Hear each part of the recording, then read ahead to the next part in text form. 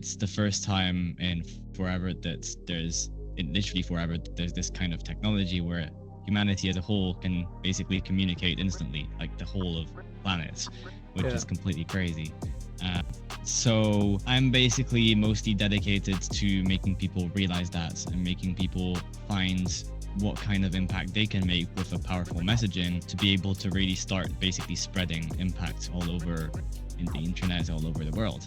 Because again, it's the first time that this is ever actually possible, and I think a lot of people still don't realize that. I mean, I mentioned this a lot, but it's kind of a core part of my whole philosophy in a sense, is that no matter what you're kind of going through, it's still you're the one in control of how you experience that situation. Yeah. Even if for some reason I went to prison or something, I still wouldn't care because I'm with myself in a sense. It's like no matter the situation, you're the one completely in control of how you experience it, the emotional state you have. It's like not a single thing can even have control over you. It's your body. It's your decisions. And the first one is that social conditioning where you're basically always fighting to survive and you're always in that fight or flight mode. And this is science where we know that when you're in that survival mode, your body is basically, there's no more energy to heal, no more openness for creativity, there's no nothing. You're very you become narrow-minded, and it's impossible to actually get out of that state. But it's possible, but yes. And I think the whole idea, once you find your purpose and stuff, is really just destroying, in a sense, that old self. And it's very much completely shifting every single belief you had about how everything works to be able to actually become someone new, in a sense.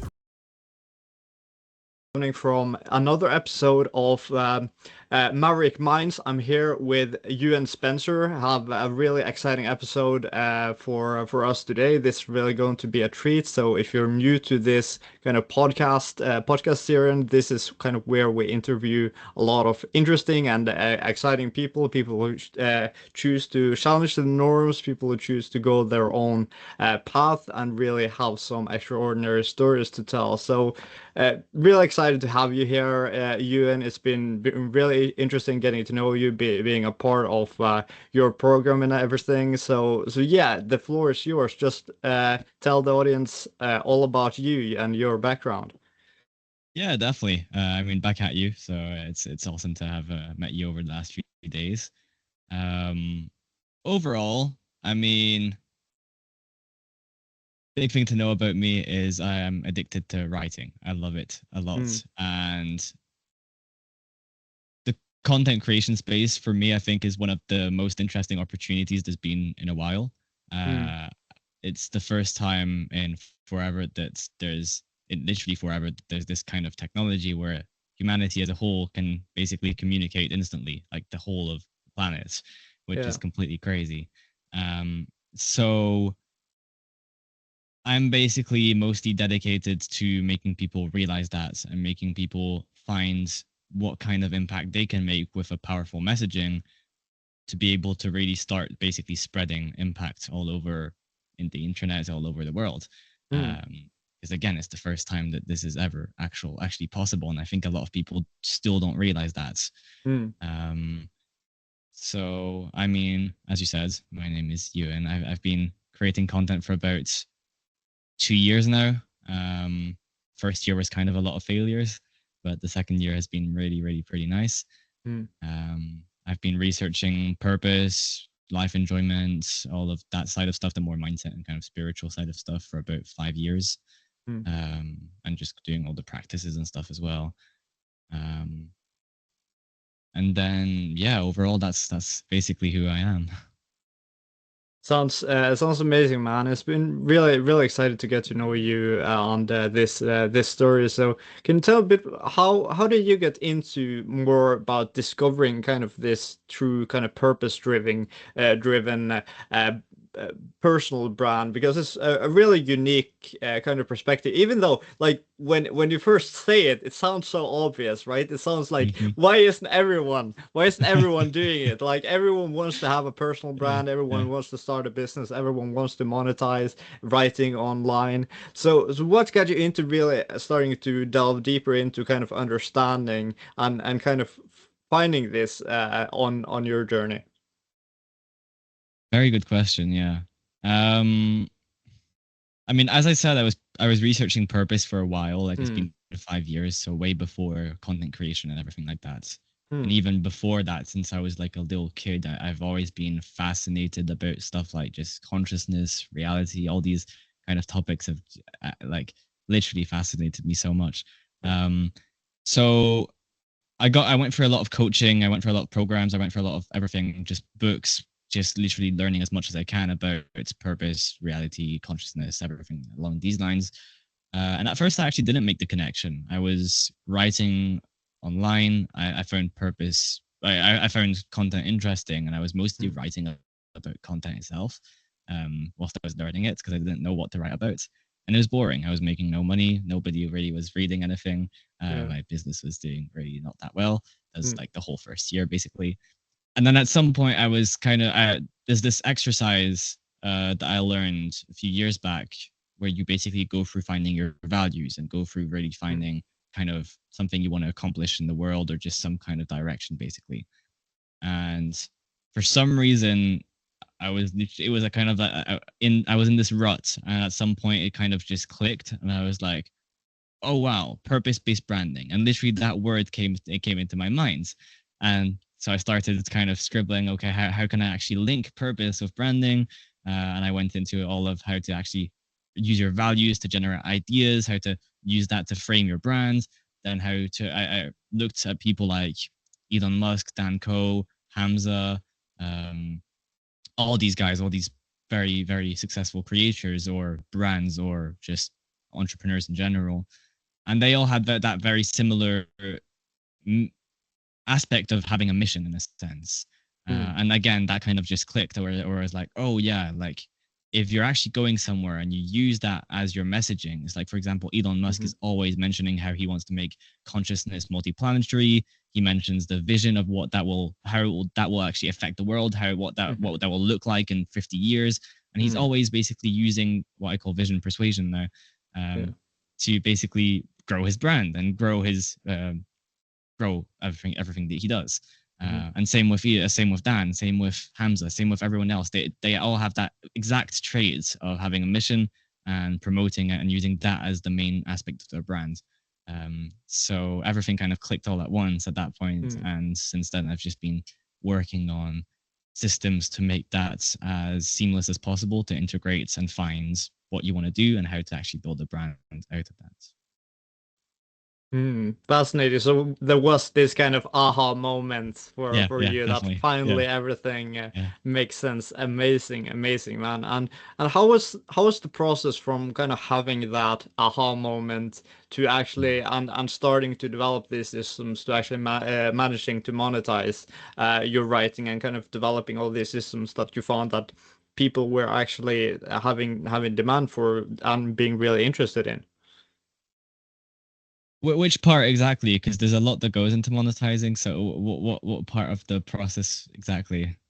That is a very good follow-up question. I think what uh what I want the way perhaps to answer this is first, how did you go about starting to monetize? That Hmm. may be the first question to answer here.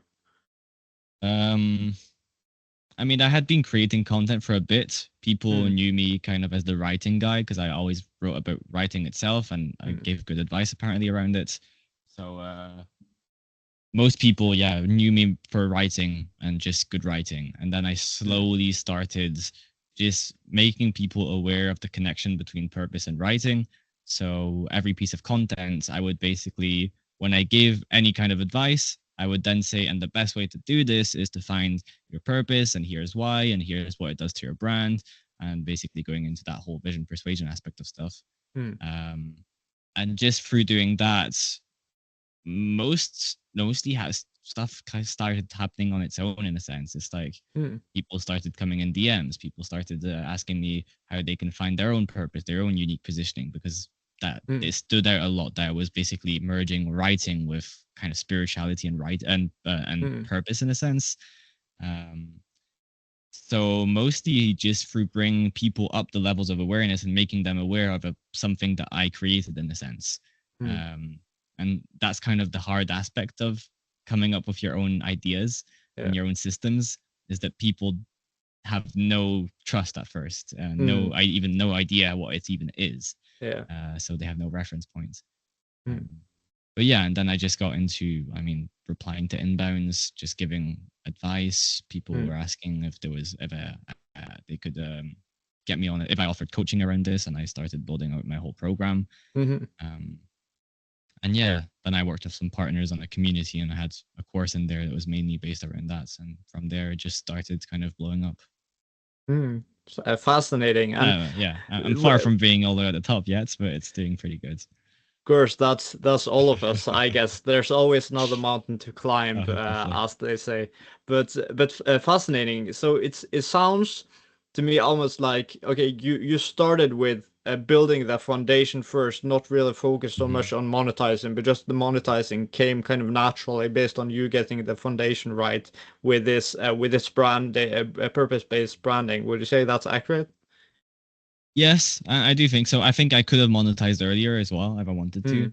Hmm. Um, I mean, I kind of was, because even before content creation, I was a video editor, freelancer. Hmm. I did that for about a year. So I was making money online already and was already full time. Hmm. So I didn't really have a need for monetizing. I was Yeah. more so wanting to really build something that I enjoy. Yeah. And if it took 5 years to build something I enjoyed and get monetized on that, then that's so be it. And at least I'd be doing something I love. Hmm. Um, so yeah, my main focus was just developing my system and building in a way that I actually enjoy. Hmm.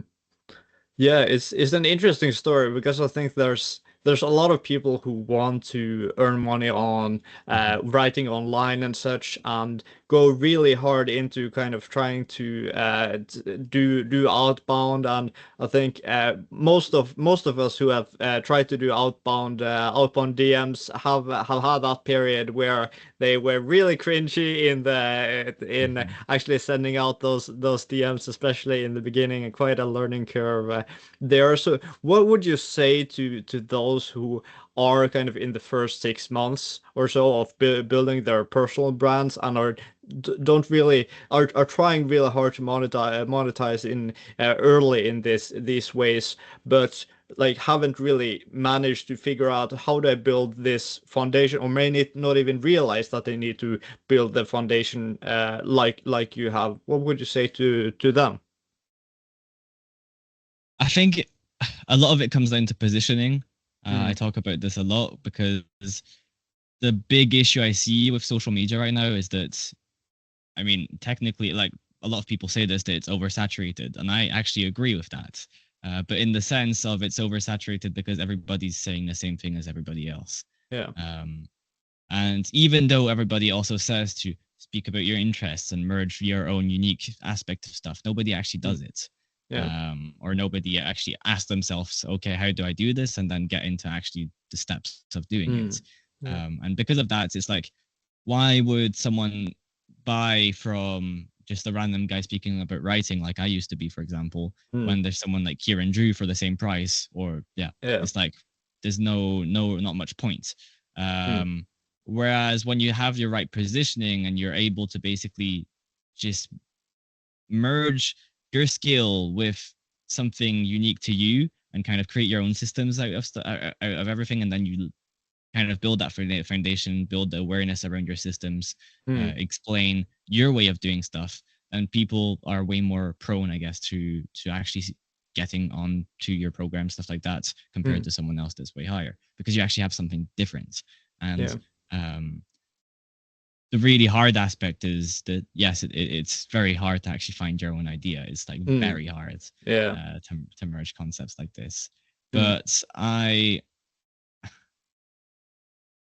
come back to your question.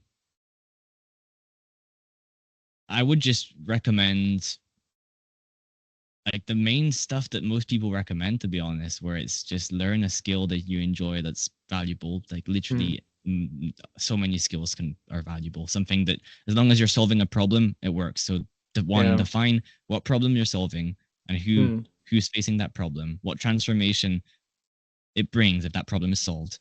Speak Yeah. about that online. Have conversations with anyone that engages with that Mm. and lead that conversation towards a sale. Yeah. It's, yes, I'm oversimplifying it maybe a bit, but overall, the main 0 to 5K a month, I think a lot of people just aren't putting in the work that they know they should be putting in, I Mm. guess. Yeah. Um, so for a complete beginner, that's what I would say is maybe you don't even need to focus too much on the positioning right now. And the main thing is really focus on just putting in the first reps. Yeah. Um, but a big thing is mostly doing that, but also actually enjoying the process. There's Mm. no need to torture yourself for nothing, and that's Yeah. something I did for a while.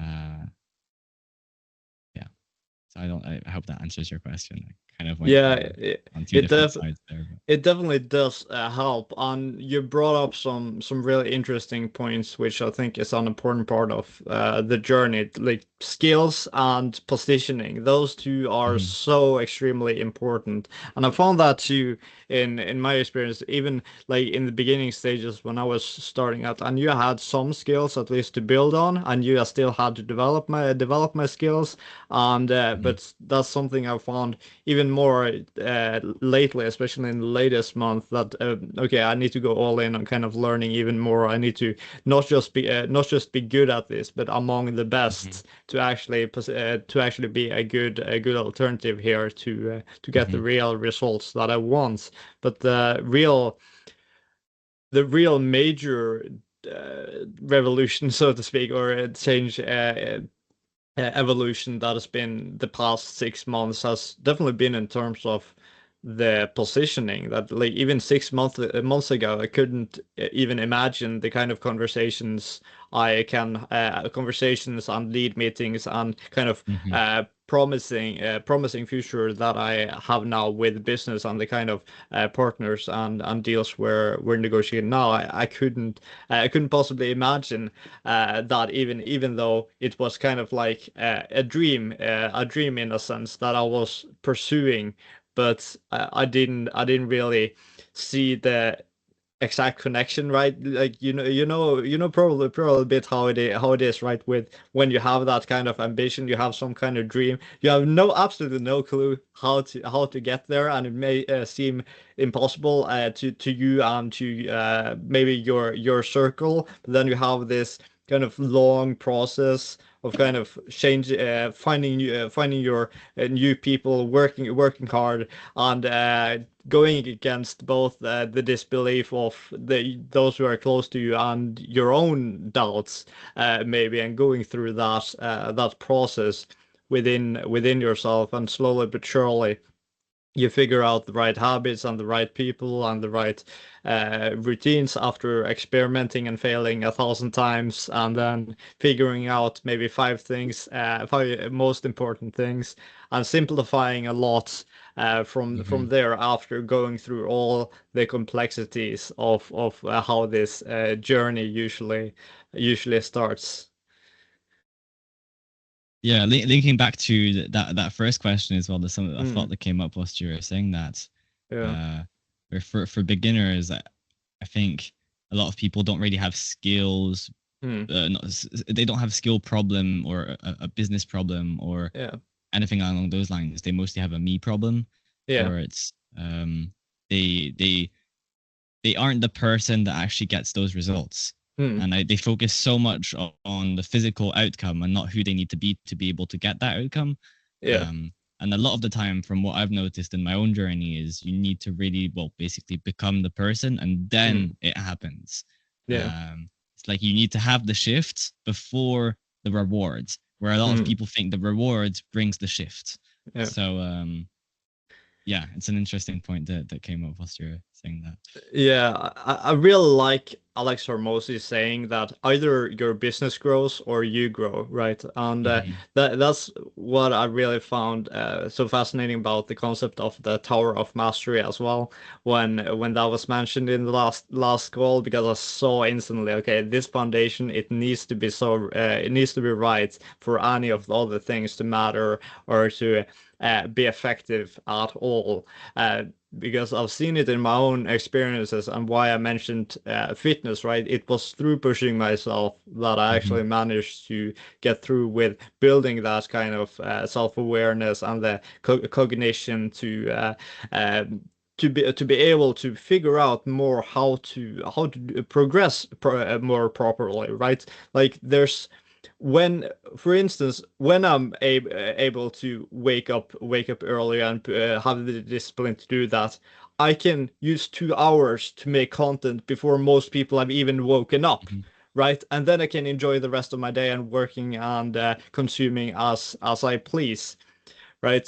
So I think those are some really important things that is building yourself kind of that will be the foundation of the business. And if you Hmm. think that you can just build a business without developing yourself, you gotta ask, okay, what kind of business are you really creating here, and how Hmm. much likelihood is that this is going to be something that works properly? Because building a startup, especially bootstrapping a startup, is really really hard, and then you have to develop yourself in order to make any progress. Because I know, at least for me, sales and marketing was really not natural at all. I've been like, Hmm. I've considered myself like socially underdeveloped like for my entire life basically. So for me, I had to kind of uh, accelerate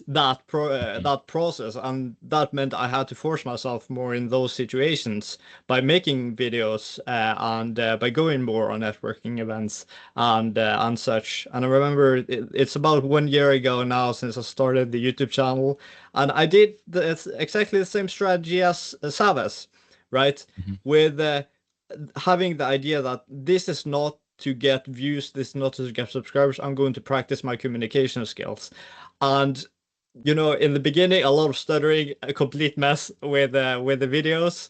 But yeah, slowly but surely, it's been a lot better and better. And I think that's a really great place to start. That you want to develop yourself, you want to improve yourself, and then you kind of develop this kind of journey with improving yourself through both your personal brand and eventually also the business that you will create out of that. Hmm. Agreed. Completely agreed. Hmm.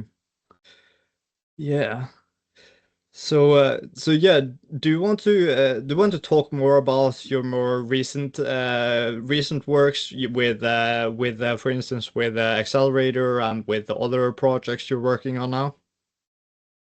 Yeah. So the accelerator is I love it.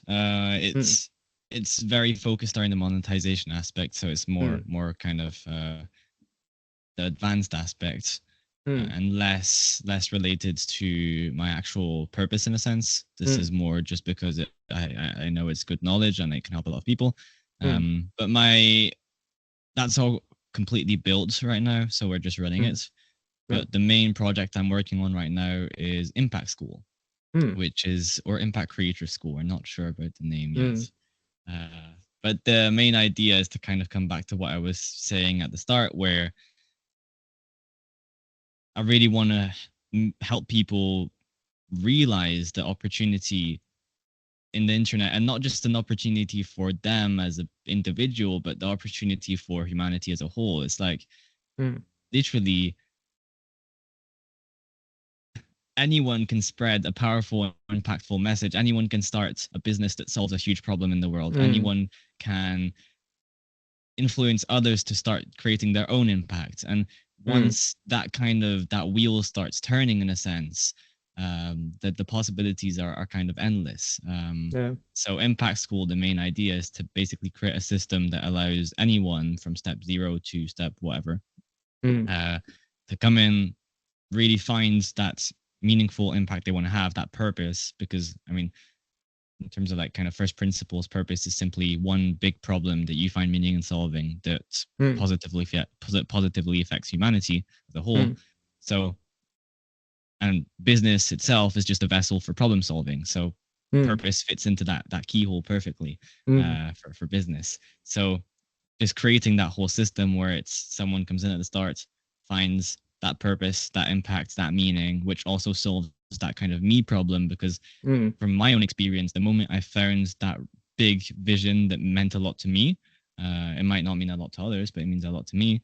And mm, that gets me out of bed in the morning. That gets me on my laptop. That gets me working. That gets me making money. And it's funny because a lot of people say you need to push through pain and everything, which I agree in a sense. But when you, you find this, you actually want to work. You want to sit down to work. mm, You want to spread that message. You want to create content. You want to keep growing yeah. the business because it moves towards what you find meaningful. Mm, Um, so making people realize that, and then how to actually integrate that into their brand, their business, and basically really create a hub for what we call impact creators, um, to really start spreading this message, start spreading awareness, start mm, growing this possibility, basically. mm, Um, so that's the main thing I'm working on right now, which is pretty yeah. exciting. Yeah. Having a lot of fun with that. Yeah, amazing. So one thing I wonder your take on is that what do you think are the main differences in terms of the background and kind of ideology of those who kind of don't have a clear purpose or maybe a bit Mm. ambiguous purpose, and those who are kind of fully crystal clear? What do you think are generally characterize these different in terms of their background and their lifestyle, and kind of why do why the difference do you think generally between, maybe a big question, but I wonder your take on No, this. it's a really good question. Really good question. I think there isn't too much of a difference. It's just a difference in levels of awareness. It's like Mm, I have this fundamental belief that every single human is kind of hardwired to help each other out, but yeah, some people just kind of lost touch of that in a sense. But I yeah, don't know one person, even the most horrible people in the world, yeah, uh, even they have people that they love in the world and they want to help. It's mm, like if that was just kind of spread out, it would still be the same. But mm, to kind of come back to that, I think it's just that overall, like in the purpose sense of stuff, a lot of people don't even know what purpose is. It's like mm, they think it's this kind of woo woo thing yeah, that they don't exactly know what it is, but when they hear it, they're like, oh no, that's just kind of BS of some spiritual uh, law of attraction whatsoever that sounds all woo woo. yeah, Um, but again, when you actually define it, mm, purpose is just one big problem that you find meaning in solving that advances humanity as a whole or has some big form of impacts. yeah, Um, and I think a lot of people don't understand that. And mm, that's probably one of the big differences that there is. Because when I look at any big entrepreneur, like, mm, I don't know, again, all those names I mentioned earlier, or Alex Hermosi, or mm, Charlie Morgan, or all these guys, uh, they all have that big vision, that big mission for the next 70, 80 years that changes the world in a huge way. mm, And like literally all of them, same with Steve Jobs, same with everyone, every single person that I can find that has these mm, big companies, big brands, they have that thing. mm, And I think everyone does have that. Like every person I've worked with that didn't understand purpose, didn't know it was important, didn't even have any idea of going in that direction. All they wanted was to make money online. mm, The moment I kind of cleared up the air and they understood what it was, that was mm, enough for them to start really understanding, oh wow, like this is actually a way that I want to go in because it's meaningful and it makes me actually more money and it makes everything easier basically. It's kind of that eighty mm, twenty where uh yeah, 20% of the actions give 80% of the results. yeah, Um, so yeah, I don't think there's much difference except just mm, awareness. People aren't aware of what purpose is. They aren't mm, aware of how it can impact their lives. Uh, yeah, and I agree that it sounds mm. very woo woo at first when you say your purpose. But yeah.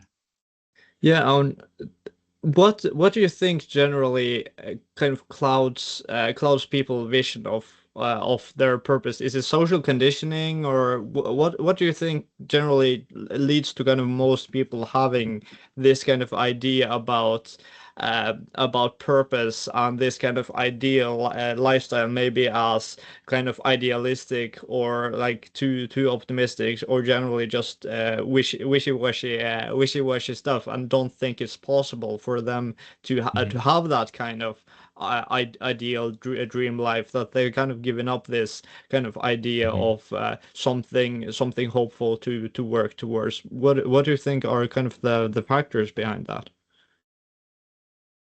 Yeah, I would say I think it would be social conditioning or some kind Mm, of something very similar to that.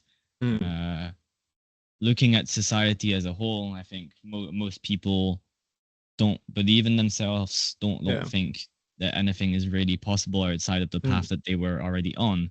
yeah. Um, and I think that just leads to people are scared of discomfort. Mm, Um, and I also think that comes from social conditioning, where mm, it's we're kind of taught in a sense that anything that is not comfortable is bad, or and that's also just our own conditioning of thousands of years of evolution, where mm, and pain or discomfort or anything like that, the brain kind of goes crazy because mm, that survival instinct kicks in. yeah. Um, so I think it's a mix of both. It's social conditioning, but I something that's changed a lot in my mindsets in the last Mm, year or so is I used to believe that it's kind of like society is against you in a sense, not society, but like the government or whatsoever, mm, were kind of against you. But now I don't think it's that at all. I think it's just evolution as a whole, or just society as a whole, kind of intertwined into conditioning each other without mm-hmm. really realizing it. And right Yeah. now we're in a time where people are really starting to question stuff. People are really starting to Mm, kind of quote unquote wake up. I don't like using that word because again it's very woo woo. Um, but people are starting to realize, oh, maybe I can do something different with my life. mm, Um, and it's the first time this is really happening. mm. Um, but yeah, I would say it's social conditioning and well, I mean everything I just said. Mm, yeah, and Mm, I really like the work you're doing here, and the kind of idea, like you have so clear idea of what kind of purpose is, and you're working and dedicated towards that, because I've I have a pretty strong idea, and have had for a while, about purpose, that kind of all people have purpose in a sense, but maybe mhm, they're just pressuring it down with social conditioning mhm, and so on. I think that's probably the actually, like, the main reason behind like, why are people depressed, right? Okay, you're not working on something you enjoy mhm, doing, right? And it doesn't matter how many pills you take, it doesn't matter how much you try to wash it down with other things and distractions, because you are not fulfilling your purpose. And I have this kind of strong religious belief about this kind of purpose thing as well, that everyone has a purpose in a sense, and that's kind of mhm, what kind of characterizes us as humans. We are spiritual beings in a sense, and mhm, when you're trying definitely. to push down that kind of spirituality, so to speak, or that soul that kind of lusts out for this purpose, and this kind of idea that, okay, there's something better out there. There's something, another mountain to climb. There's another challenge to go through. That kind of crushes the human soul, and that kind of where it kind of leads the road to hell in a sense, when Mhm, you don't want to face what you actually have to face in order to pursue that kind of lifestyle. mhm. Yeah, yeah, I completely agree with that. I think it's how I see it is this: you kind of have two identities in a sense, and Mm, the first one is very, I mean, that social conditioning where you're basically always fighting to survive and you're always in that mm, fight or flight mode, and this is science where we know that when you're in that survival mode, your body is basically, there's no more energy to heal, no more openness for creativity. There's no nothing. You're very you become narrow-minded, and it's impossible to actually get out of that state. Yeah. Well, it's possible, but yes. Mm. And I think the whole idea, once you find your purpose and stuff, is really just destroying, in a sense, that old self. Mm. And yeah, so it's very much completely shifting every single belief you had about how everything works to Mm. be able to actually become someone new, in a sense. Mm. Yeah, and one one matter I would like to shift over to, which is kind of related to this as well, is the question of like, does social media control you, or do you control social media? And I think this is a really important kind of topic, especially for people who want to become to create content themselves, and to build their personal brand. That is kind of a transition over to being mainly a consumer who doesn't create much, to actually going over to more creating stuff. And that may also that process of transforming yourself, like we've been through, may also involve cutting off some types of videos, or some type of content, some type of people you follow that you don't want to follow anymore, or some type of videos that you know are not good for you to kind of consume and let influence you. But that's kind of those other stuff that is really good for you. Those are the kind of things that make you better, and that you learn from, and that makes you more into the person you want. So what do you think about this kind of this kind of concept of transitioning from a social media consumption to kind of social media production, in a sense? To be honest, I didn't have much of an issue with doing Mm. that. Yeah. Weirdly, I know a lot of people will struggle with it, Mm. like, I don't know, watching less Netflix, or Yeah. um, just kind of breaking all old habits. And I Mm. think that the reason for that is because I've always been interested in these kind of, like, I've always looked at 1 hour long videos about reality or Mm-hmm. stuff like that. So Mm-hmm. uh, I know it never struggled with it too much. Mm-hmm. Um,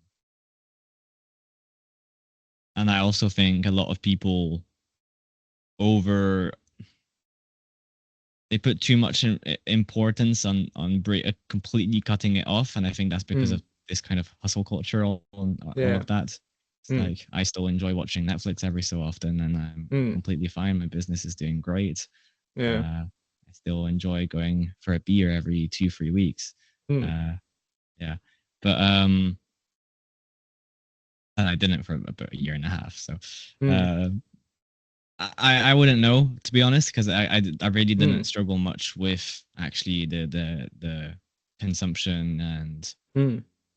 full content side of stuff. I just got straight into it and enjoyed it. Yeah. Uh, which, I mean, that would be the point then. Then it's the main thing I think people struggle with is that they're doing something they don't necessarily enjoy. And really, if Mm. you enjoy the process, you're not going to struggle to not do it. It's like, Yeah. if you want to break a habit, from what I found, because I was addicted to weeds, addicted Mm. to nicotine, everything along those lines. If you want to be able to break a habit, just find something that you enjoy doing more, Mm. or build what you're doing in a way that you enjoy it more.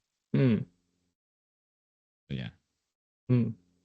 Yeah, incredible. So it sounds like this hasn't been really much of an issue for you, in terms of, especially in terms of the attention and the discipline and such. I think there are many people who are struggling a lot with Mhm. overcoming those things. We are in the kind of 1 second or 3 second attention economy, in a sense. A lot of people are, especially among the teenage and millennial Mhm. generation, are hooked on TikTok now. Is just getting shorter and shorter, kind of the attention span for many. So I think that those do you think that those who are growing up kind of being used to those types of content, that they will have kind of more of a kind of uphill battle to kind of go through these kind of challenging this challenging journey of kind of the challenges of actually setting up something for themselves, whether it be building a personal brand or a business or something something similar in terms of kind of starting from that starting point of having kind of a crushed down attention, crushed Mhm. down discipline, and not really being raised in a culture where those types of things are valued as much as they were for maybe 50 years ago. Mhm. Um, yeah, I would think so. It's like when I look at my group of friends, Mm, I don't really see that much anymore, but mm, they, for example, are completely opposite of what I do. Is mm, they're like they smoke weed all day, they scroll TikTok all day. yeah. Um, I've got them. I've managed to got to get them into self improvement or get them into this side of stuff a few times, but every Mm, time it's kind of very hard for them. yeah. Um, so yes, I do think so, but then I think anyone can change pretty quickly. It's like, Yeah. yes, maybe they have some form of longer uphill battle or maybe just harder, Mm, but it's crazy how fast someone can actually change. I think mm, from what I've seen and through who I've helped with content, through mm, who have coached, a lot of people that have had struggled with that. The moment they woke up, they went to YouTube. The moment yeah. they like yeah, and Mm, most of the time in 2 weeks it's fixable. It's like you just mm, need to focus on the right things instead of trying to remove all the habits and feeling guilty every time. Just mm, start implementing good habits, and those good habits, it's like something kind of magical happens in a sense when you yeah. start focusing on the good side and implementing the good side. That kind of just Mm, spreads into the rest of your life because it's kind of you start seeing the results, and mm, once you do, you don't keep doing those habits because you have to. You do them because mm, you don't want everything to. You don't want the that to stop in a sense. That feeling of growth. yeah. Um. So yes, Mm, that the answer to your question is yes, but at the same mm, time, I don't think it's that much of an impact on the growth cycle. I think mm, people can really change very fast. yeah. And what I think also is important to mention as well is that the best kind of thing, like that we who have kind of figured this out more or less, or have kind of come further along on the journey, is to kind of be the Hmm. example, right? Definitely. That I think is really powerful about creating this type of content and really kind of pushing through even the difficult things, because Mhm. knowing that it's not just about me, it's also about everyone around me, like the people who see what I do, how like how much I put into this, how much I managed Mhm. to achieve from this, and actually like being the change that you want to see. Because when people like the friends you mentioned, the fact that Mhm. they have you in their life, or like as an associate, someone they know, they can look at what you're doing and see like, wow, like this guy is doing great stuff, and actually have something that like a uh, clear example right in front of them, that this guy has actually achieved this. Because when Mhm. they don't have if they don't have context like that, like their whole world is kind of focused around only the people who kind of are Mhm. doing the exact same things.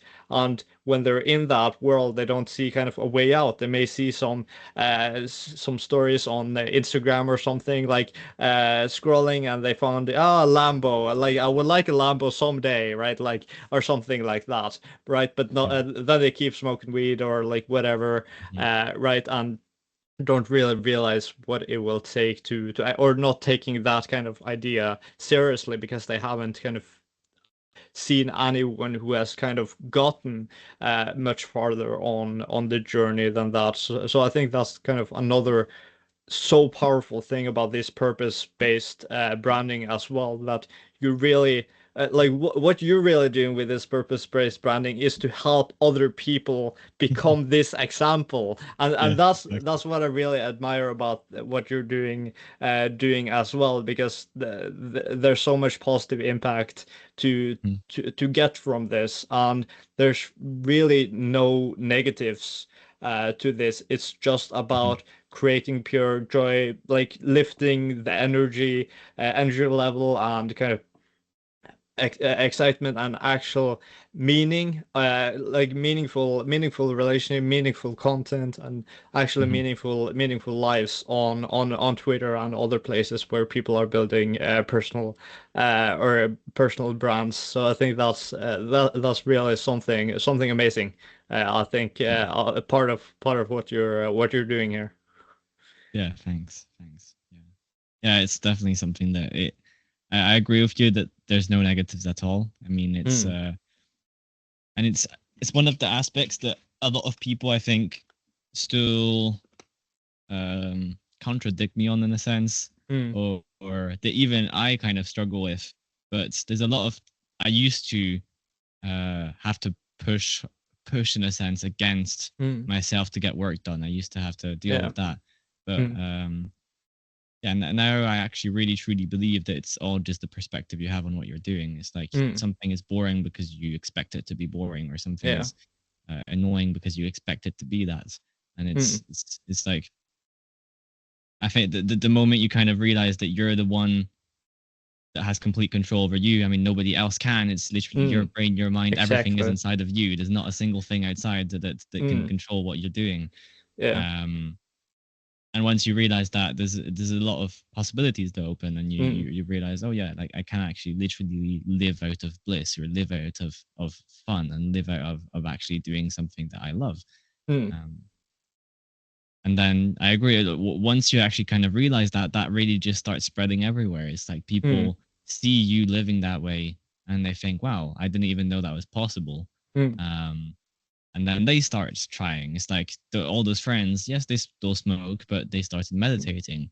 yeah. They actually started building their business. They're opening a restaurant. It's like Mm, um, it's just everyone around me mm, and everyone around everyone else that that I see that it's in this mindset.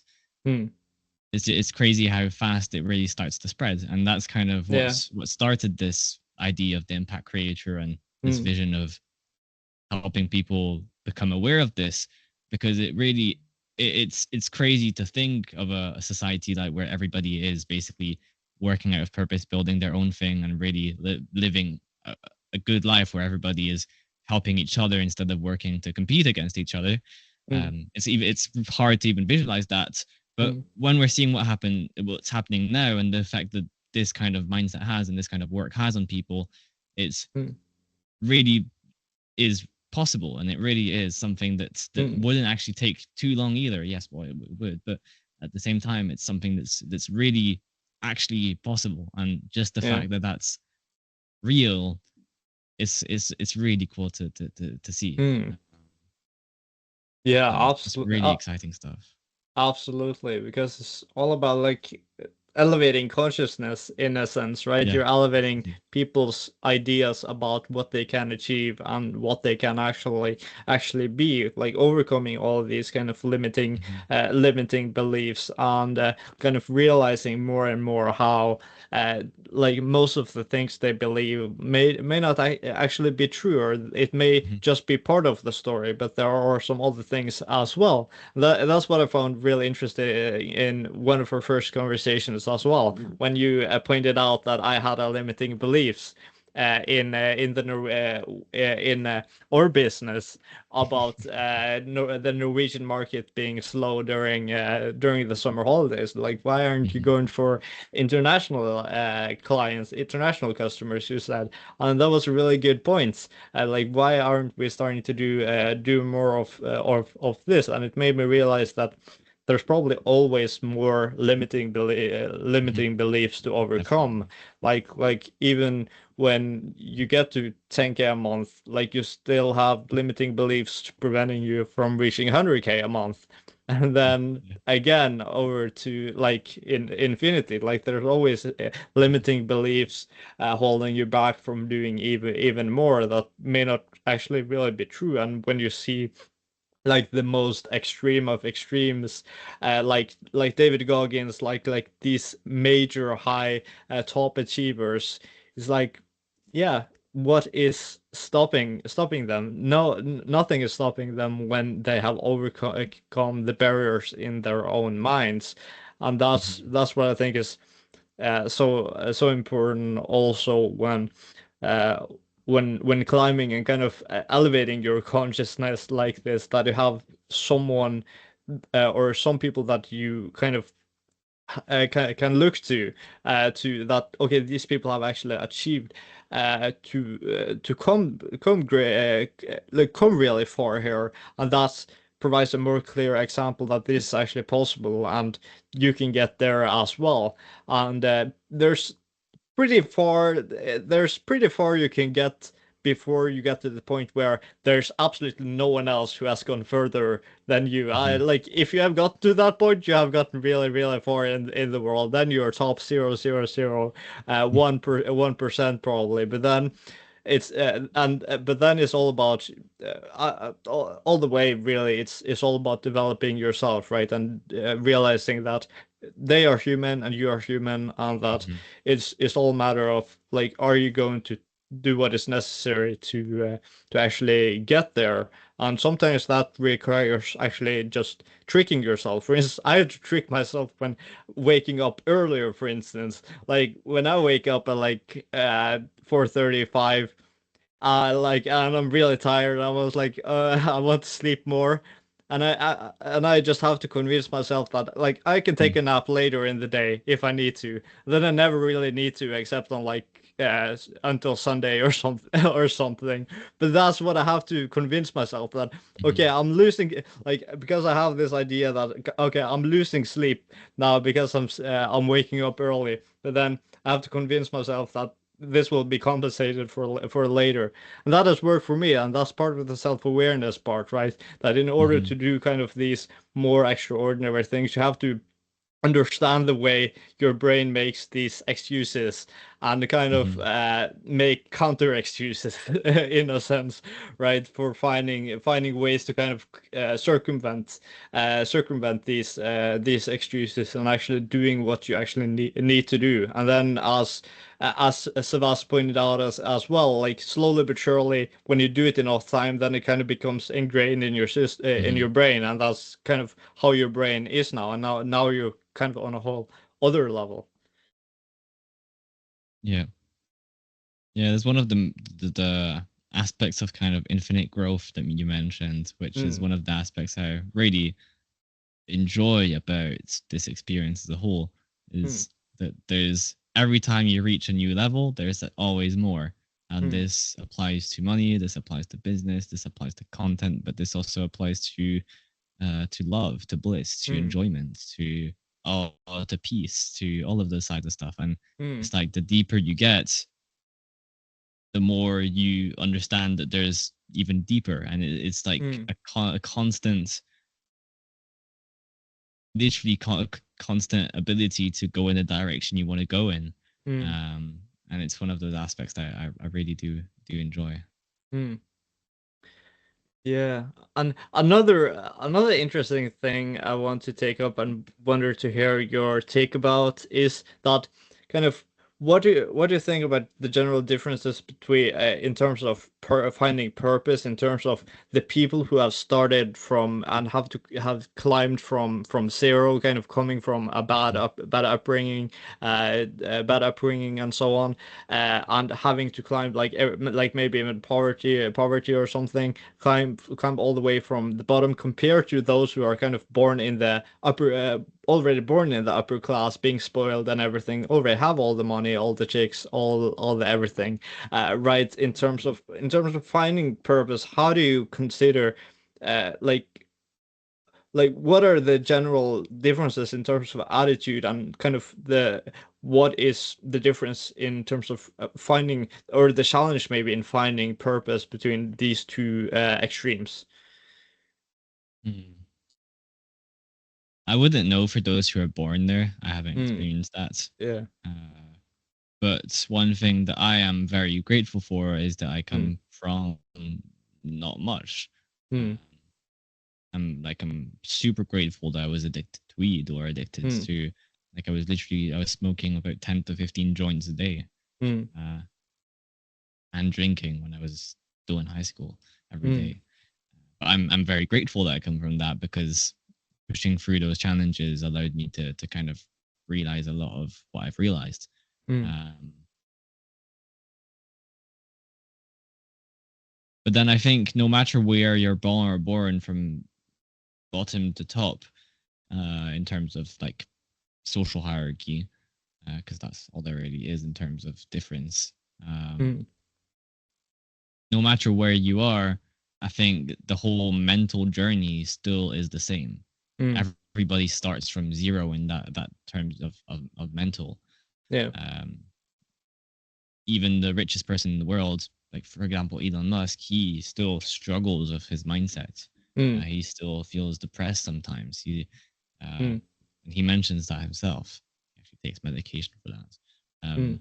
But I think anyone from bottom to top, the journey to actually enjoying life, because at the end of the Mm. day, that's all there really is to the game. Like, a lot of people start business thinking that the money is what's going to make them enjoy life more, or Yeah.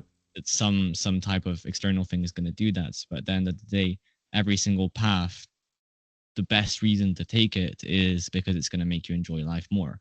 Mm. Otherwise, there's no point at all. It's like, I'd prefer making 2 grand a month and living off of that, but doing something I truly, truly, truly deeply enjoy, compared Mm. to making 100 grand a month doing something I don't enjoy.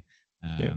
And luckily, we can make 100 grand doing something we really do. But um, yeah, so all that to say that I think no matter what social hierarchy you're born in or you are at right now, the mental journey towards actually enjoying life, to finding something that has deep meaning to you and that allows you to really wake up with that excitement, Mm. uh, is the same for anyone. And what's different, but it's the same amount of effort needed, in a sense, Mm. which is kind of the opposite of effort, because I found that the more it's more of letting go than putting in efforts. But Mm. Yeah, I think, yeah, I definitely think that is an important part of the journey to kind of figure out that, like, even though money may be an kind of a motivation at first, Mhm. like, you quickly realize that, like, either it will not be enough to keep you going, or you will have to find another, like, stronger motivator, right? You eventually figure out that, okay, when you get the money, what are you actually going to do with it, right? And that's where it comes into, like, experiences are more important than the actual money itself. Like, what kind of experiences would this kind of money allow you, in terms of how does the dream life look like to you? What kind of life do you actually want to Mhm. live, and how does what you're doing right now and this kind of thing uh, kind of fill into building this kind of fulfilling lifestyle for you, enough that so that both the journey towards getting there and the Mhm. actual destination, there's no real destination, but let's just say a given milestone of the kind of vision you have in your head of Mhm. what you're actually trying to accomplish. And for me, that was really important to realize, right, that it was not just about me; it was about, like, my family and my friends, and actually being able to go on more interesting uh, like, traveling around, and these having these more interesting experiences. And it was really important for me to kind of figure that out, to actually get a stronger foundation for the motivation of what I was inspired to achieve, because that was a much more powerful force for me to push more through than just a matter of, like, money in itself. Like, okay, I still want to earn money, but yeah, there's a reason, right? There's a reason for it. It's not just about me earning money. It's about the people around me as well, so that I can take better care of them, that I can be a great Mhm. example, and so on, that I can make an impact, right? That I can make an impact from what I'm doing. And I think that is a much better approach, to focus on the kind of impact you're making, and that, like, what you're earning from that kind of just fuels back to the impact you're creating out in the world. Yeah. Yeah, that made me think of something I kind of call the video game mental model, Yeah. where a lot of people, like when I a lot of people, when I say some stuff, they think that I'm against money or something. Mm. But no, not at all. Money's awesome. Yeah. It's really really cool. Yeah.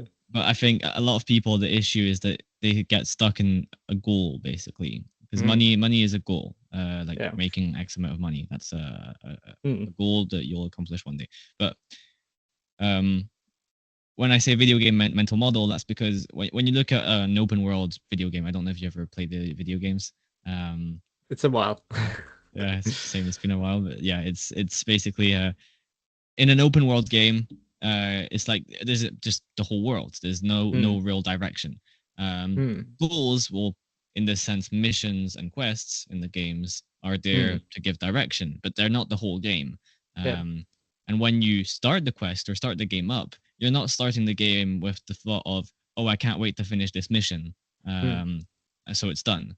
You're thinking, oh, I can't wait to play, and that's it for Yeah. the sake of itself. You're not thinking Mm. about the quest. The quest is there to give direction so that you're having fun and Yeah. you're going somewhere and you have something to do, but you're not super. You're not just, all it is isn't finishing the thing.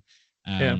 So it's the same in real life, and applying this has helped me a lot. Where it's Mm.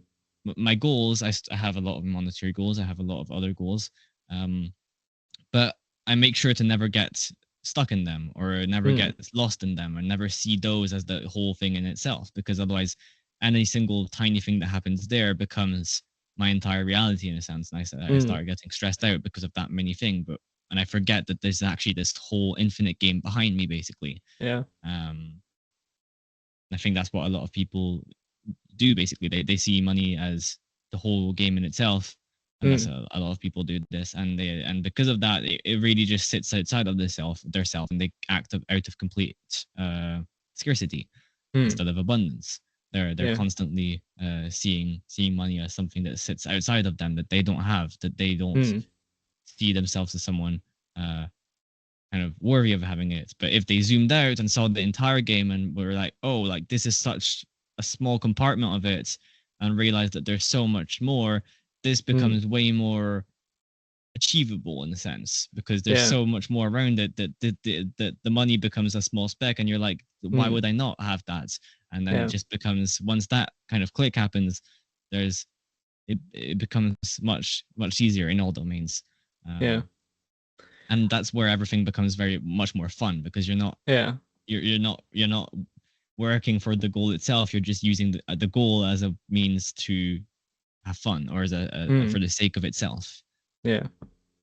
Absolutely. I remember when I started in my last 9 to 5 job, when I worked in that energy company, Hmm. and like it was the first time I'd ever earned like 3 to 4K a month, and it was like so much money to me, right? So much money in my bag. I was like, what am I going to do with all of this? And I was like, okay, and like one of the first months probably I'd spent like 2K in like one clothing store to just change my entire wardrobe, basically. Like, only I had like really old clothes, like really worn out, and everything, like change that out completely, trying a lot of new things with kind of health and like health and nutrition and stuff, kind of figuring things out there. Like, and in the beginning I had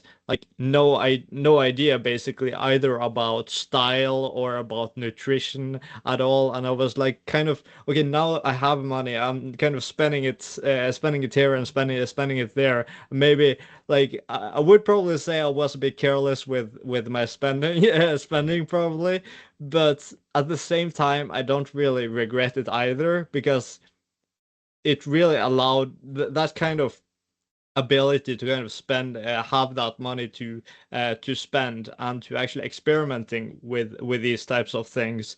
That allowed me to learn like all the things I've learned until now.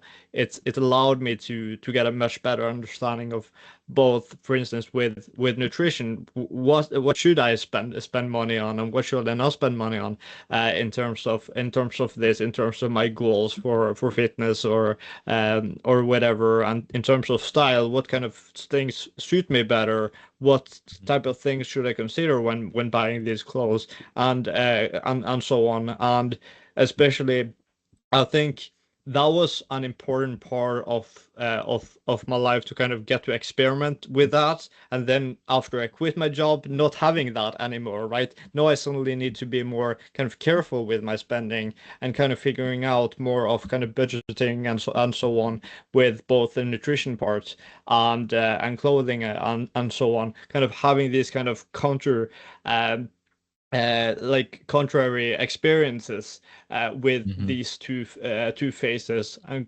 knowing that I have to go through this period of scarcity, or to working towards something with the limited parts of what I have right now. That, okay, this actually makes me stronger and better, makes me better understand myself as well when I have these limitations in a sense. And I think that was an important part of like why maybe I needed to quit my last job, because I was too comfortable in a sense when I was getting this revenue, even though I wanted more revenue, right? Than 3-4K a month that I got from that job. I knew that I want to go higher, to do something by myself that could Mm-hmm. make me more control that scale, and make me go even further. And that was what made me kind of decide to go this over to this new phase in my life. That, okay, now for a period of time I need to be uh kind of more restricted about all of this. There's a lot of new lessons to be learned, but then eventually, when all is said and done, or when I actually hit the breaking point, so to speak, that there will be uh, another chapter beginning eventually, where I'll far out earn eventually what I earned in my past job. Yeah, yeah, that's awesome. Kind of same thing happened to me when I quit my 9 to 5. Hmm. Very awesome experience though. Yeah. Would you like to tell more about that? Yeah, sure. So I used to work as a chef, Hmm. 75 hours a week. Hmm. Um, I worked in a Michelin star restaurant in France here, Hmm. which is pretty good. It's well known, so it was a good job. Hmm. Um, but the chef himself, the head chef, was like horrible, and that's the same in a lot of kitchens. Hmm. So I worked there for a bit, a year or two, 3 years, I think. Hmm. Um, Overall, I was already kind of into meditation and into stuff, just the consciousness side of stuff, which I really love, Hmm. and I'm trying to incorporate more into my content lately. Hmm. Um, and I was kind of frustrated because with 75 hours a week in a kitchen, I could literally, like, I had no time to do anything. It's like every Hmm. time I had 2 days, I was just so exhausted that I would sleep for Yeah. the 2 days and then Hmm. go back to work. Yeah. Um, and then one day, this is I think something I keep saying because it's a image in my head. Hmm. I was cleaning the floor, because you basically have to clean the floor at the Hmm. end of your shift in a kitchen. Hmm. Um, And when I finished cleaning, the head chef came down and he was smoking a cigarette in the kitchen, and he just like threw it on the ground and he was like, clean.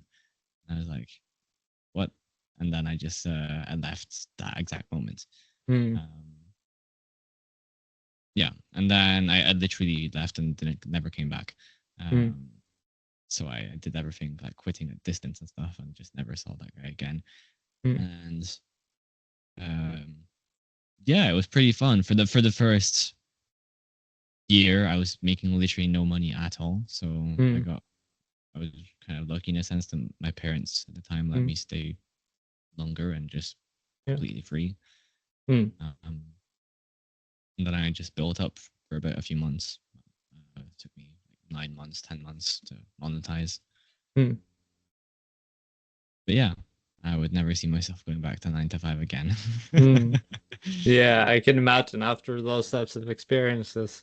So, what uh, what would you say to those who are in kind of where you were when you were in that situation, maybe working 60 to 80 hours a week? Clearly, they have no challenge with in terms of discipline, but about finding that kind of leftover, like, do they have to find leftover over time, or do they have to quit their job or find other alternatives if they want to kind of make this change? Like, how are they going to do it? Like, I think that a lot of people probably won't be as drastic as maybe we two were with in terms of Yeah. quitting the job completely and going kind of completely to zero for a while before we start something like this. So what would you kind of give us advice or some kind of consideration for the people who are in these types of situations, who may want to pivot but really not sure, like, how do I get out of this situation, maybe?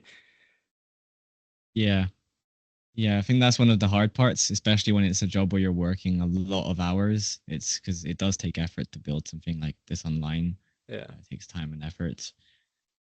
Um, I think one of the mistakes I made was quitting too quickly in a sense, and Mm. because of that, and having literally no money, Yeah. I struggled for a while. Like I had Mm. negative bank account I was using out of going under my balance. My bank Mm. was like always calling me every day, like you need to Uh-huh. get this fixed. Yeah. I was Mm. like pretty spooked out, Yeah. which in a sense it did get me moving and actually get me like, oh Mm. shit, I actually need to do something. Yeah. Um, but I would have preferred having some kind of money aside to be able to actually focus, because it did, Mm. like every time I was trying to work, I was always kind of scared, or in a sense, fearful. I Mm. would say Yeah. of kind of the possibilities. Yeah. Um, so for someone working that much, I would probably say stick out for a few months. Maybe Mm. in your free time, do research, or just start getting a good idea of what direction you want to go in. Start actually getting a plan, Mm. whilst you're putting money aside, Yeah. and then like literally take your expenses down to nothing, except Yeah. for your rent and stuff. And that in a few months of actual hard work, you can actually start making enough money to pay rent again. Yeah. Fine. So that's the main thing I would say. I think I wouldn't want to be in a position of that much scarcity again, because it was a Mm. really hard few months.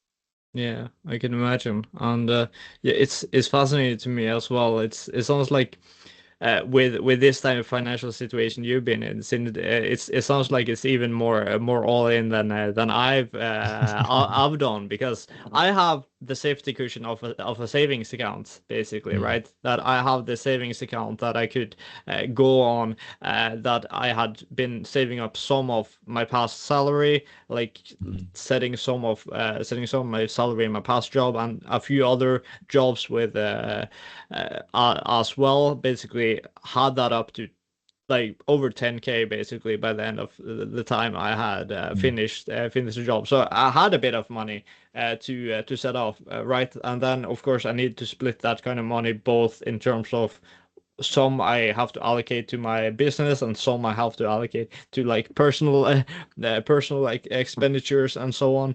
But I think that to me was probably what allowed me, or what still allows me to a much greater extent to do what I am now, because I got a great salary from my last job and saved some of it to actually build up to this period. So that may be something that other people can consider doing as well, kind of this more long-term strategy, especially if they have a great salary, that they look at, okay, how can, like, actually saving with purpose, that they're actually saving not in order to save for their pension in 50 years, right, but actually saving for like maybe 2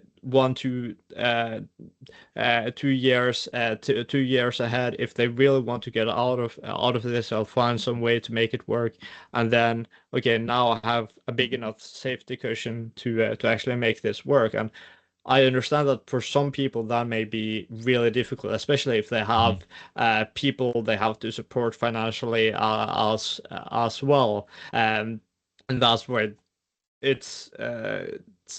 that's why it's I benefit to start early, start young, before you have kind of Same. those responsibilities and those kind of obligations in a sense, because it's the difficulty level goes up so much, and it takes so much longer before, and so much higher risk to actually manage to achieve something like this. So, but I think that's at least been my experience in terms of having like the savings account as the safety cushion, in a sense that like, even though to me, like, the perceived experience of going through it has been kind of all in, because I never touched my savings account before. It was kind of like this saving account is holy, like it's never to be touched, never to be getting something out of, basically. But then I was like, okay, now when there's no more in this spending account, or no more in, like, no, I have to take off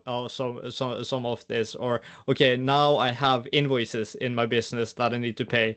I need to send over more money to that, and I don't have any in my spending account, so I need to go in my savings account again, right?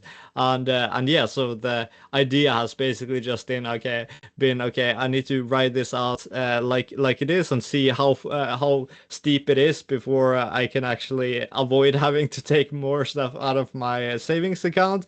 But until then, okay, I just have to do this. But then at one time, or at one point, there will be a situation where I don't need to do that anymore. That this business will be enough, that it will be a profitable business to sustain its own costs, and also my own personal costs as well. That's kind of the bare minimum of the kind of goals you have for a business, right? But that's kind of what you're, when you're going through the struggles, that's kind of what you have to work up towards as a minimum, right? To avoid those kind of struggles that you don't, the struggles you absolutely don't want to be in, to kind of avoid that, yeah, the worst part, the worst phase. And then from there, kind of going from zero, in a sense, you've been in the negatives, and then you're up in zero, and then it's only up from there. Yeah. Yeah, no, when I quit, because before, when I was still working as a chef, even at that time, I was still highly addicted to weed. So all of my income went straight into drugs, Right. or foods. So it was mostly getting high and eating junk food. So when I quit, I had nothing aside, because I mean, yeah. Yeah. Yeah, I mean, yeah, I was at like 2.8K that I owed to the bank at some point, and that's when it kind of got really complicated. But yeah, I definitely do think anyone that is thinking of quitting should have a few, like 10, 20 grand aside minimum. Yeah, and it probably depends on where they are in the world, and what the living expenses are, and what and family such. situation they have, etc. Yeah, for sure. Absolutely. Sure. So it's but I think what's important, if they are in a situation like that, is to, yeah, first they probably have to set a plan, right? Okay, they have to dedicate themselves to this. If they're not actually dedicating, like, because this is, speaking of some of the biggest life decisions you can make, right? This is an Definitely, yeah. extremely Yeah. important decision of the trajectory of your life. So the first step, of course, I think, is setting a plan, like what is actually, and a strategy, like what is actually your way of getting there, and kind of being more clear on, okay, what are you actually going for changing from this life that you're going through now to the path that you're or the life you want to live. And of course, this is maybe a challenge to a lot of people. Like what I think that's like why people are spending any money on like life coaches or anything is because they can't kind of figure this out themselves, right? In terms of the gap, in terms of the gap analysis, figuring out and clarifying what the ideal life that they want to be living, and actually finding this kind of purpose and kind of laying out a clear path and plan to actually getting there. That's what they need to do, right? In order to take the first steps. Like the first step to achieving something is to create a plan, and then you should create the plan as quickly as possible, because the plan is not the action, right? The plan is just the path or the steps to get there. Like ideally, Mhm. you should have a plan in a day maximum, and then start working, and then start working on it. But yeah, I think I do agree that that's probably like a good first step to go on, and then like going from there to kind of figuring out based on their life situation, their situation, how they can kind of build out from that, like whether that be over a 6 month, 1 year, 5 year, uh, 5 year trajectory to actually get there. Yeah, definitely agree. Hmm. Yeah. Do you have more inputs you want to give on people in those situations? I mean, I mentioned this a lot, but it's kind of a core part of my whole philosophy, in a Mm, sense, is that no matter what you're kind of going through, it's still you're mm, the one in control of how you experience that situation. yeah. Like literally, no matter what. Mm, Um, it's like one of the things that really freed me, which is kind of a weird thought, but I'm gonna say it anyways, mm, is like even if for some reason I went to prison or something, I mm, still wouldn't care because I'm with myself in a sense. It's mm, like no matter the situation, you're the one completely in control of how you experience it, the emotional state you have. It's like mm, not a single thing can even have control over you. It's your body. It's your mm, your decisions. yeah. Um, so I think that that's one of the big things, and I know it kind of from the outside perspective. If I ever heard someone say that before, I would be like, yeah, it's because they already have their business, they already have that, they already have this. But I used to think the exact same thing when someone said that. But even reaching a place where you have freedom is you realize at that point that you still have to work on that side of being able to control yourself. Mm, And I think that's that in all situations, mm, learning to do that is probably one of the most high leverage things you can do. yeah. Absolutely. And what do you think about the concept of the comfort zone in terms of going outside of your comfort zone? Has that kind of long been kind of natural to you to kind of be outside your comfort zone, or is it something that you kind of figure out as kind of on the way like this, with kind of going out of your past life and kind of figuring out, Mhm. getting these aha moments, and kind of understanding that, okay, you have to take these paths outside Mhm. of what is actually comfortable, of what you want to achieve, to go further, to go beyond these kind of limiting beliefs, and taking the steps outside, and suffering a bit, or like going through these Mhm. challenges in order to and voluntarily perhaps as well, to actually getting the kind of life that you want, and that you have managed to build up by now. Yeah. Can you repeat the start question because now it's the first question you said. About the comfort zone. Yeah. Okay. Yeah. Yeah. Yeah. Totally. Um, I mean, At first,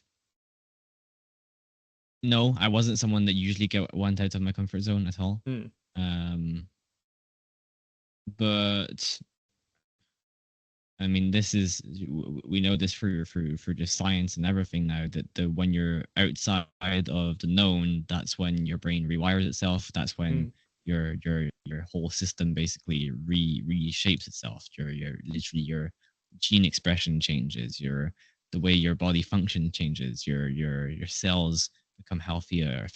Like your body starts to promote T cells, which are mm, uh, it's crazy stuff, and all that happens just through basically getting out of the known and into the unknown. And this is for just one of the ways to do it that I enjoy is when I meditate. I The whole point of meditation is to basically remove all points of reference and get into a state where there's nothing that can make you think of anything else. And at that point, you're completely in the unknown, and that's why it's so uncomfortable to sit and do nothing and try to mm, stare into nothingness, because a thought's going to come up, and then you're going to go back to it, go back to nothing, and just always bringing back that attention towards um, basically the unknown. mm, And it's extremely uncomfortable. mm, And the same when you're learning something new. It's like every time your body's basically upgrading, it feels weird. mm, It's something completely new that you haven't experienced yet. But I think you really learn to kind of fall in love with that feeling over mm, time. yeah, It's like now it's something that I look for. It's like mm, the more new stuff I can experience, the better. It's just it really it just it expands basically how you perceive everything else. It's kind of yeah, like if this whole experience is it's like imagine there a sentence. If the sentence mm, is only half of the words, the meaning is completely different than if you have the entire sentence. yeah, But this experience is kind of like an infinite sentence, and the more you add to it, the mm, more you understand the whole thing. yeah, Um, and yeah, so getting out of that comfort zone. I mean, a mm, lot of people say it, but it really is mm, definitely one of the best things you can actually learn to do. mm, yeah. And I think it's really what fun as well. absolutely. And what kind of role do you think that this of trying new things and experiencing new having these new types of experiences has in terms of your purpose? Like where does this fit in terms of like actually developing and kind of finding your purpose and fulfillment? Why is this so powerful to us to actually uh, Mhm. find meaning? Is it something that is universal, or is it just for some kind of people that this happens to, that okay, it's really fulfills them properly to fill them up with kind of more exciting experience? What role does that have in terms of purpose? I think it's one of the biggest roles there can be. It's like Yeah. me, for my own example, because that's what I'm most familiar with. Mm, Um, if I hadn't gotten out of my comfort zone, gone into creating content, gone into researching business, quit my mm, job when I felt like that was the worst thing I could do, but I still did it. yeah. If I hadn't done all of those things, I wouldn't have had that aha moment where I linked content creation and branding with purpose. Mm, Um, and I think that's the role it plays is having basically the more you experience, the more seemingly unrelated topics link together, and mm, you realize that actually they were linked. And the more you go deep, the more you realize that literally any single topic can relate to any other topic, and anything can be mm, used to explain something else. yeah. Um, so I think that's the role that it plays is just Mm, having that bigger picture and being able to actually make new connections that you wouldn't have seen before. yeah. And I completely agree as well. Like for me, like especially if we go to, especially before I got into my last before I started my last job, I was perhaps what you would call kind of more book smart in a sense, but in terms of street smarts, like completely useless, right? Completely one-dimensional in the sense that okay, I'd gotten into this great school, this great Mhm. Norwegian business school, masters, as I've mentioned, but yeah, it was really just that. It was as mentioned, underdeveloped in terms of social interaction, not really good in those types of situations. Generally, focusing on having these kind of limiting beliefs about myself as an introvert, and kind of myself just doing these types of like limiting myself in a sense from Mhm. what I could be, but it's as mentioned to go beyond that has kind of fulfilled my life much more to like even though it was really uncomfortable and like strange to kind of go beyond this and kind of challenge myself more uh, out in these situations on networking events in social events and like outreach and lead meetings and so on, doing more of this kind of putting myself through these challenges, and then these things became normal to me, and that's when I started building up that momentum. That's when I felt a lot more meaning as well. Felt the purpose was a lot stronger than I had ever had before. When I was kind of this kind of one dimensional kind of focus, having these kind of limiting ideas about myself as being that type of person. It was through kind of evolving and kind of experiencing those things and voluntarily going through those types of things that I could actually grow, right? It goes back to this idea about the growth mindset, right? There's Mhm. the limiting mindset, or the limiting mindset and the growth mindset, and of course it's actually getting into the growth mindset, which is the hard part. That is kind of the transition in mindset. If you're Mhm. going from a completely limiting mindset and a negative downward spiral, and kind of reversing that, that was the hardest part for me to Mhm. go through.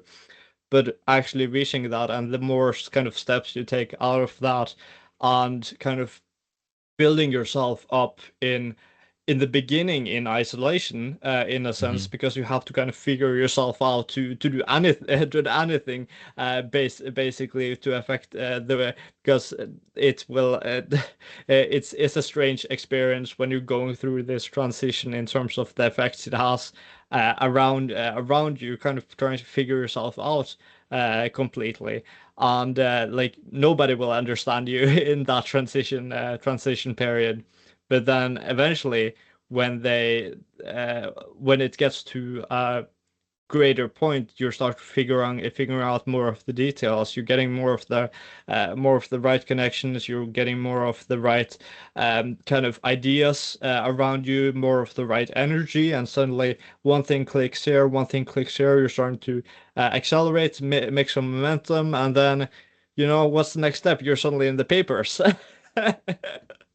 Congrats on that, by the way. That's awesome. Thanks. So yeah, just for the viewers watching to who don't have the context here, I was in the local papers here in Norway today for my business. So yeah, that's what we're referring to here. So yeah, it's absolutely incredible what you can achieve when you're focused on building yourself and actually willing to take chances on knowing that okay, the right thing for you to do is to develop yourself and to make progress. Mhm. Yeah, I couldn't agree more. Mm. Definitely. Do you have to let you know that in 20 minutes I have another meeting with my partners? Yeah, I got you. Overall. Got you. Yeah. I got you. Yeah. We're going to wrap it up before we reach 2 hours. It's been 1 hour and 40 minutes now. I probably have to go to the gym as well. The gym closes so early here. It closes at 9, 9 on 9 Yeah, same now here. on on Fridays, and my Serbian friend always say that, like, why does he close so early? They have like 24/7 gyms or whatever, but the high quality gyms here aren't open that long. So yeah, if you would like to wrap this up, then sure, we can, like, you can say some last encouraging words and advice and everything, and kind of end with your, like, where can people find you? What kind of products, programs are you offering for, like, where, like, what can people learn more about you and what you offer, basically? Main place is X, where I'm Mm, posting the most. Euan Spencer 00 mm, or euanspencer.com, my mm, newsletter. mm. Um, I am starting to post soon on YouTube and Instagram and everything like that.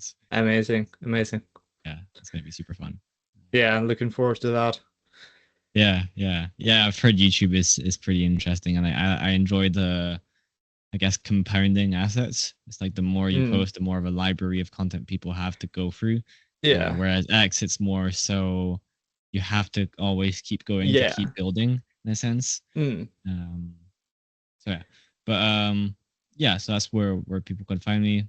mm, Right now, there's not much people can buy from me, to be honest, except for some mm, coaching. But I'm completely full right now. mm, Uh, so whilst I'm building this new thing, and mm, yeah, I mean, I don't have much else to say except mm, what I've been saying. mm, This thing to really enjoy the process and actually find something truly meaningful you want to work on. mm, Again, I know it sounds woo woo, and it sounds pretty um like coping, in a sense that it's not worth it to spend so much time understanding what you want to do and what purpose you have, in a sense. But it mm, really is. mm, It's. I can say confidently that the reason I am where I am, the reason I've grown online, the reason I'm making the money I'm making right now compared to my 9 to 5 is mm, completely through finding the thing I actually want to do. mm. Amazing, man. It's been incredible to hear your story and your experience and your insights here. Looking forward to see a lot more from you coming forward, both with the program and with YouTube and the other things you're doing here. I'm sure you'll do great on those channels as well. I completely agree with you. YouTube is absolutely incredible, Yeah. and that's what I've been seeing a lot more of as well myself. I've been updating my website lately as well based on my YouTube videos. Basically, okay, putting my videos all over the place on my website, basically showcasing my, because then it's not just a copy, not just the text, it's Hmm. my face there and my Hmm. authority, right? And it means something when you have a YouTube channel with 450 videos, right, that Hmm. you built up over Definitely. Yeah.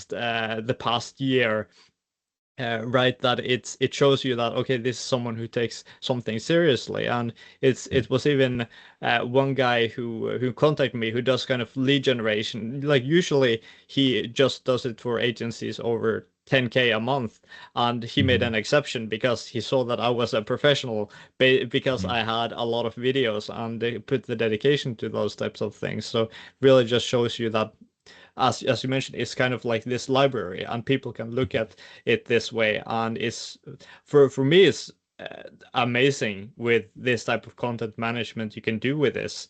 Uh, like basically having a long format, like we have in this podcast video, and Hmm. then, okay, you can make a lot of short format content like it from this, like we'll make a lot of shorts videos based on what Hmm. we've talked about here, for instance. And the kind of videos I make on YouTube otherwise, it's something I can repurpose from YouTube over to LinkedIn and to Twitter and to Definitely. these other channels as well. So I kind of found this kind of waterfall strategy, as they call it, kind of really interesting and kind of a really effective way to produce a lot of content without having to put in so much of the effort as you would expect for Hmm. this kind of volume. So yeah, amazing opportunities to create a personal brand. The right time was a long time ago, and the best time is now, right? Yeah, And definitely. definitely the Definitely. right I time mean, to. having that said, that I Mm, still think that people are early if they start now. It's like I yeah. truly believe this is going to be the norm at some point. Mm, Like it's going to be just like everybody's going to have some form of personal brand. Everybody does already, but some form of more in-depth business, mm, or at least a lot more people. Sorry, I yeah. cut you off there, but Yeah, you heard it here, folks. Start right now with building your personal brand before the market is saturated, so to speak. Before it's too late to make a difference here. But definitely be sure to check out you and his stuff on impact and purpose based branding to learn all about the best tips and tricks for how to build your personal brand based on purpose, based on impact, the best foundation you can have possibly for building a personal brand online. And from there, who knows, building from personal brand over to a bigger business, perhaps all depends on the goals and ambitions that you the viewer has. But the most important thing is that the personal brand is personal. It's based on you, what you want to achieve, the kind of impact you want to make. So that's why a personal brand is so powerful and something so important to build in our day and age.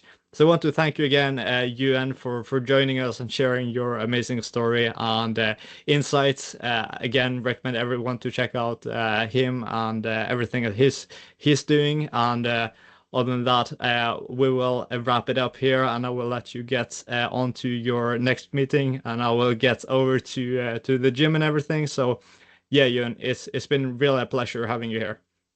yeah, thank you, dude. Like, thank you for having me on. It was an awesome conversation. Anytime I can chat about these topics, I do. It's awesome. Hmm. So yeah, thank you so much. It was really really cool. I loved it.